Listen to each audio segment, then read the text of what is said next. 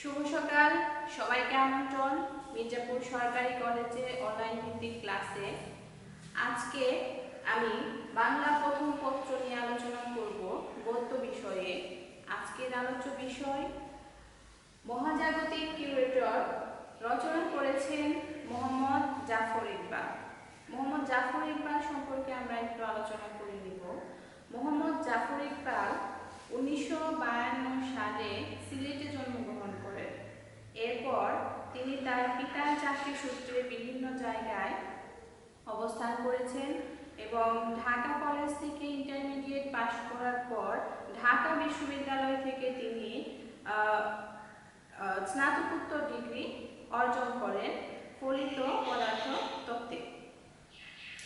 এরপর তিনি সাহিত্য জগতে প্রবেশ করেন। তার আগে সিলেটের যে আমাদের শাহজালাল বিজ্ঞান ও প্রযুক্তি বিশ্ববিদ্যালয়, সেইখানে তিনি অধ্যাপক হিসাবে যোগদান করেন।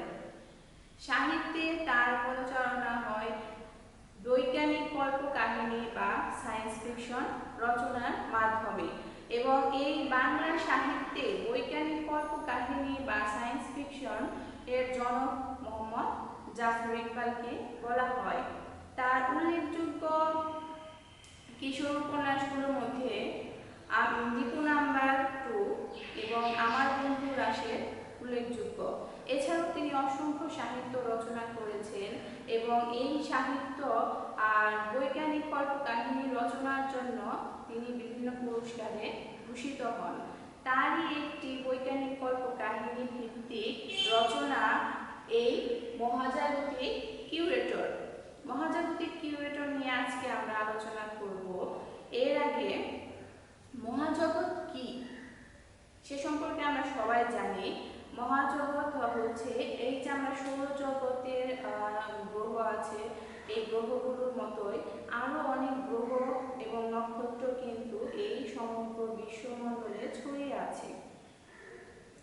সেই মহাজাগত থেকে দুইজন কিউরেটর আসে এই পৃথিবীতে। কিউরেটর হচ্ছে জাদুঘরের রক্ষণাবেক্ষণকারী বা জাদুঘরের রক্ষক, তাদেরকে কিউরেটর বলা হয়। এই কিউরেটর আসে এবং এসে পৃথিবী থেকে বিভিন্ন প্রাণীর মধ্যে খুঁজে খুঁজে তারা একটা প্রাণী নিয়ে যাবে তাদের সেই জাদুঘরের জন্য। মহাজগতে সেই জাদুঘরে তারা সেটা সংরক্ষণ করবে। এভাবে লেখক তার এই গদ্যে বা গল্পে দেখানোর চেষ্টা করেছেন যে মানুষে এই পৃথিবীতে মানুষ এবং মানবিক সমাজ কিভাবে বিপর্যস্ত হয়ে যাচ্ছে। বৈজ্ঞানিক কল্পনার মাধ্যমে তিনি সেটা প্রকাশ করেছেন তার এই গদ্যে। এই মহাজাগতিক কিউরেটর জলজ গ্রন্থের থেকে অন্তর্ভুক্ত। তার যে সায়েন্স ফিকশন গ্রন্থ আছে সেই গ্রন্থ থেকে নেওয়া হয়েছে। আর এখন আমরা এই মহাজাগতিক কিউরেটরের মূল আলোচনায় চলে যাব। দেখা যায় যে এই গদ্য সূচনার সময়ে শুরুতেই বলা হচ্ছে যে সৌরজগতের তৃতীয় গ্রহটি খুঁটিয়ে খুঁটিয়ে দেখে তারা বেশ সন্তুষ্ট হলো। সেই যে দুইজন কিউরেটর এই পৃথিবীতে এসেছে, তারা এই পৃথিবী মানে তৃতীয় গ্রহটি হচ্ছে পৃথিবী, সেই পৃথিবীতে এসে খুঁটিয়ে খুঁটিয়ে দেখছে বিভিন্ন প্রাণী এবং দেখে তারা বেশ সন্তুষ্ট হলো।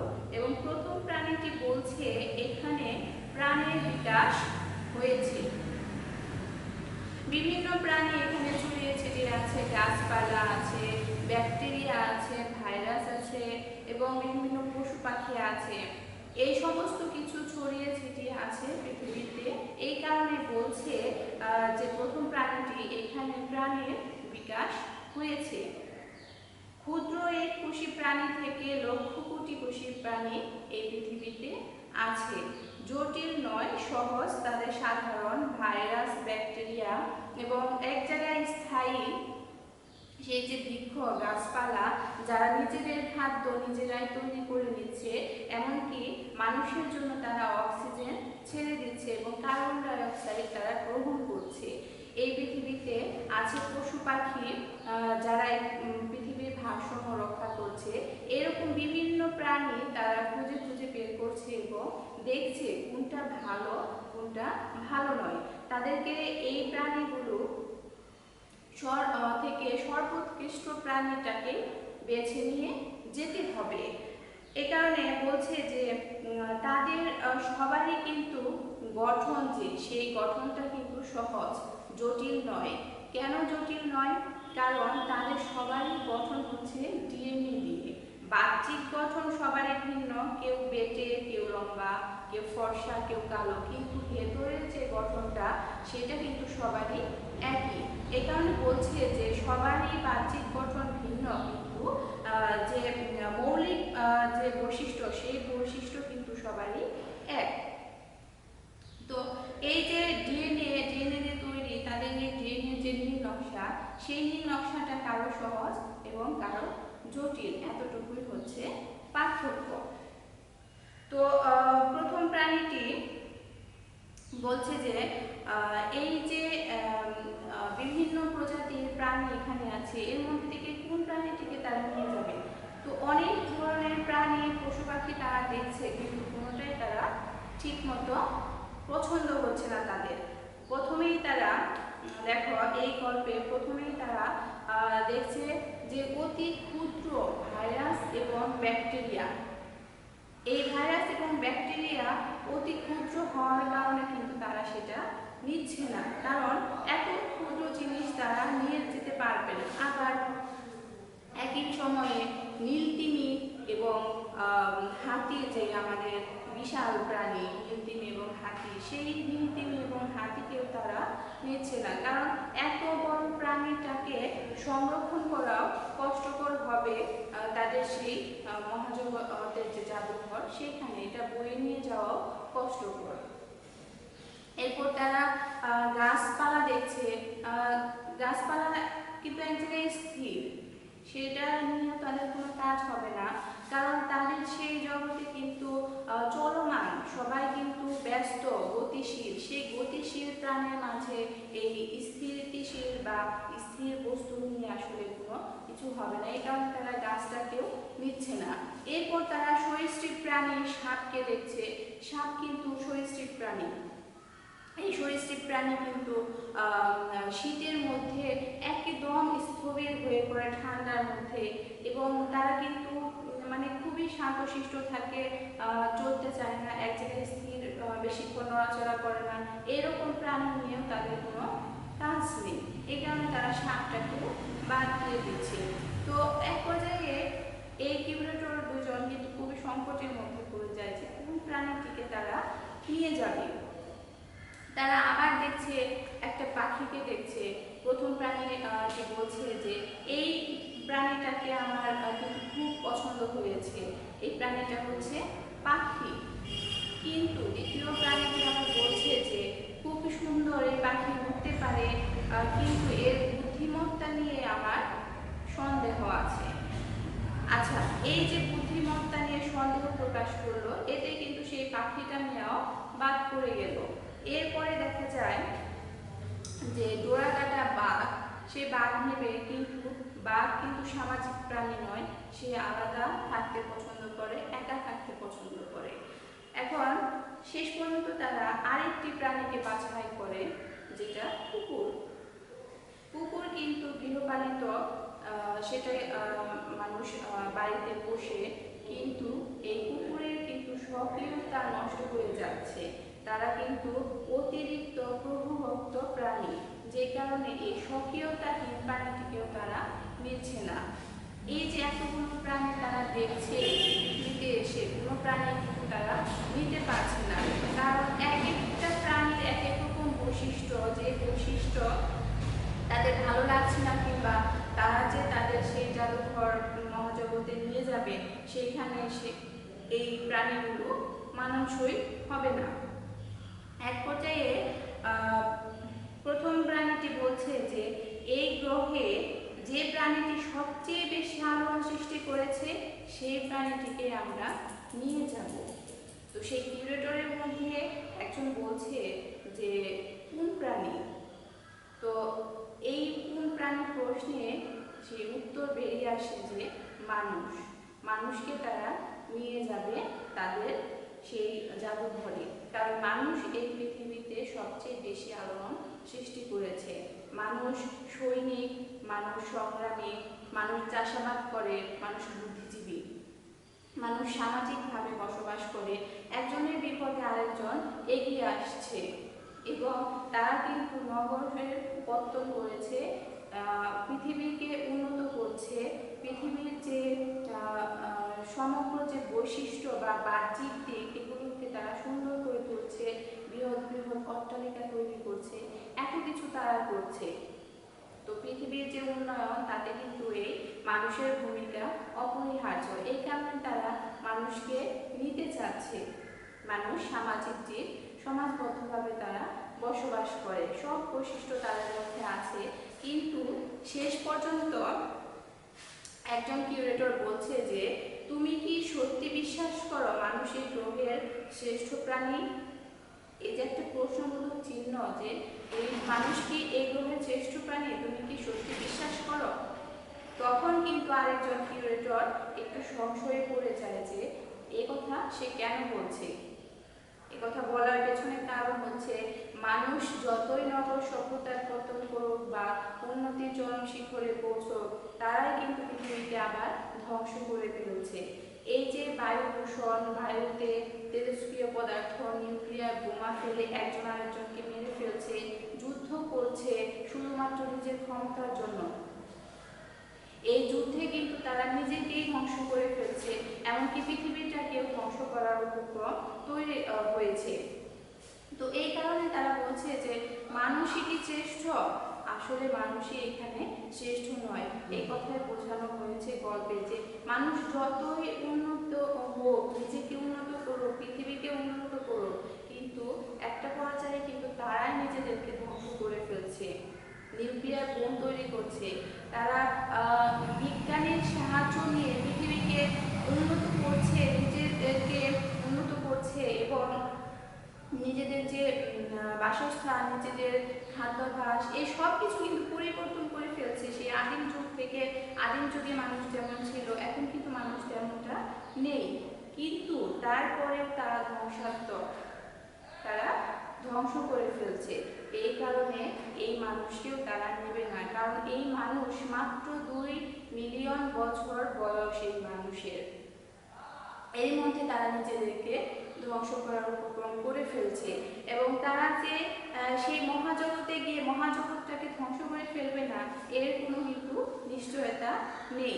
এই কারণে তারা এই মানুষকে নিচ্ছে না।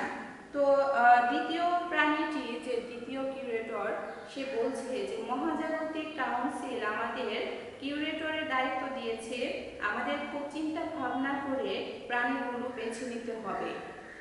এই সুন্দর গ্রহ থেকে এরকম স্বেচ্ছা ধ্বংসকারী প্রাণী আমরা নিতে পারি না। তারা কিন্তু মানুষকে বাতিল করে দিল, মানুষকে কিন্তু তারা নিচ্ছে না। যতই মানুষ আলোড়নকারী প্রাণী হোক না কেন, তারা তাদের নিচ্ছে না। প্রথম প্রাণীটি চিৎকার করে বলল একটা সময় যে একটা প্রাণী আমরা পেয়েছি, যে প্রাণীটির মধ্যে এই মানুষের সব রকম বৈশিষ্ট্য আছে। তারা সামাজিক, তারা দলবদ্ধভাবে বসবাস করে, মানুষের মতো চাষাবাস করার যোগ্যতা রাখে, তারা নিজেদের জন্য অনেক বড় একটা বাসস্থান তৈরি করে নিয়েছে, এমনকি তারা নিজের শরীরের চেয়ে 10 গুণ ওজনের বেশি জিনিস তারা বয়ে নিয়ে যেতে পারে এবং তারা একে অন্যের বিপদে খুব সহায়তা করে এবং সুবিবেচকের মতো তারা কাজ করে। এই যে বৈশিষ্ট্য, এই বৈশিষ্ট্যগুলো কিন্তু মানুষের মধ্যেও আছে এবং এই প্রাণীটির মধ্যেও আছে। মানুষের বয়স মাত্র কিন্তু 2 মিলিয়ন বছর, কিন্তু এই প্রাণীটি কিন্তু সেই ডাইনোসরের আমল থেকে, বা ডাইনোসরের যে যুগ, ডাইনোসর কিন্তু এখন একদম বিলুপ্ত প্রাগৈতিহাসিক জিনিস। এই ডাইনোসরের সময় থেকে তারা এখন পর্যন্ত এই পৃথিবীতে বেঁচে আছে এবং এই প্রাণীটি কিন্তু নিজেদের জন্য সঞ্চয় করে রাখে, নিজেদের খাদ্য সঞ্চয় করে রাখে এবং তারা কিন্তু কখনোই সারিবদ্ধ ছাড়া চলাফেরা করে না। যখনই তারা কোথাও যাবে তখনই তারা সারিবদ্ধভাবে চলাচল করে, বিশৃঙ্খলা তৈরি করে না। এটাই হচ্ছে এই প্রাণীটির বৈশিষ্ট্য। এখন একটি কিউরেটর বলছে যে প্রকৃতির এতটুকু ক্ষতি করেনি, আমি নিশ্চিত মানুষ নিজেদের ধ্বংস করে ফেলার পরও এরা বেঁচে থাকবে এবং একটা সময় এরাই কিন্তু এই পৃথিবীটাকে নিয়ন্ত্রণ করবে। এই ধরনের একটা মনোভাব বা এই ধরনের একটা উপলব্ধি কিন্তু কিউরেটরদের মধ্যে চলে এসেছে। সেই প্রথম থেকে আমরা দেখেছি যে বিভিন্ন প্রাণী তারা বেছে বেছে বেছে বেছে কিন্তু শেষ পর্যন্ত মানুষের কাছে পৌঁছায় এবং মানুষকেও তারা না নিয়ে এই প্রাণীটিকে নিচ্ছে। এবং এই গল্পের শেষে দুজন মহাজাগতিক কিউরেটর জগতের তৃতীয় গ্রহ সৌরজগতের তৃতীয় গ্রহ থেকে কয়েকটি পিঁপড়া তুলে নিয়ে গ্যালাক্সির অন্য গ্রহ নক্ষত্রে রওনা দেয়। দীর্ঘদিন থেকে বিশ্ব ব্রহ্মাণ্ড ঘুরে ঘুরে তারা গুরুত্বপূর্ণ প্রাণী সংগ্রহ করছে। এই দেখো শেষ যে লাইন, সেই লাইনে কিন্তু লেখক বলে দিচ্ছেন যে এই প্রাণীটি হচ্ছে যে প্রাণীকে তারা নিয়ে যাচ্ছে মানুষের মতো বৈশিষ্ট্য, কিন্তু মানুষের মতো ধ্বংসাত্মক নয় এবং মানুষের যে অনেক অনেক বছর আগে থেকে তারা কিন্তু এই পৃথিবীতে বসবাস করছে। সেই প্রাণীটি হচ্ছে পিঁপড়া। এই পিঁপড়াকে তারা নিয়ে যাচ্ছে তাদের মহাজগতের সেই জাদুঘরে। দেখো এই যে কথোপকথন দুইজন কিউরেটরের মধ্যে, এই কথোপকথন কিন্তু এই গল্পটাকে নাট্যগুণ দিয়েছে। নাটকের মতো, নাটকে যেমন সংলাপ থাকে সেই রকমই কিন্তু এই গল্পে দেখা যায় দুইজন কিউরেটরের মধ্যে সংলাপ বিনিময় হচ্ছে এবং এই সংলাপের মধ্য দিয়েই কিন্তু লেখক আমাদেরকে বোঝানোর চেষ্টা করেছেন যে পৃথিবীতে মানুষ কতটুকু ধ্বংসাত্মক রূপ নিয়েছে। এই যে তার যে বস্তুনিষ্ঠ বৈজ্ঞানিক চিন্তা ভাবনা, তার সাথে যে আমাদের পৃথিবীর যে রূপ, বাহ্যিক রূপ, মানুষের যে বৈশিষ্ট্য, সেগুলো কিন্তু তিনি তুলে ধরছেন। এবং এই কিউরেটররা যে সুবিবেচকের পরিচয় দিয়েছে যে তারা মানুষকে না নিয়ে পিঁপড়াকে নিয়ে যাচ্ছে, কারণ মানুষের থেকে পিঁপড়া অনেক বেশি সুবিবেচক, তারা সুশৃঙ্খল। এই কারণে আমাদেরকে কিন্তু এখনই সময়, লেখক যেভাবে বলেছে মানুষকে ধ্বংস করছে, পৃথিবীকে ধ্বংস করার উপক্রম তৈরি করেছে, আমাদের এখনই সময় এই পৃথিবীটাকে আমরা সুন্দর বাসস্থানে আবার রূপান্তরিত করব, নিজেদেরকে আমরা ধ্বংস করব না। এই যে একটা বার্তা তিনি এই গল্পের মাধ্যমে আমাদের দেওয়ার চেষ্টা করেছেন। আশা করছি আজকের এই মহাজাগতিক কিউরেটর তোমরা বুঝতে পেরেছ, মোহাম্মদ জাফর ইকবাল সম্পর্কে জানতে পেরেছ। এর থেকে সৃজনশীল প্রশ্ন আসে আমরা জানি, তো বাসায় পড়লে একটু ভালো হবে, তোমাদের প্র্যাকটিস হবে আরও বেশি। তো আজকের ক্লাস এই পর্যন্তই। সবাই ভালো থাকবে, সুস্থ থাকবে। ধন্যবাদ।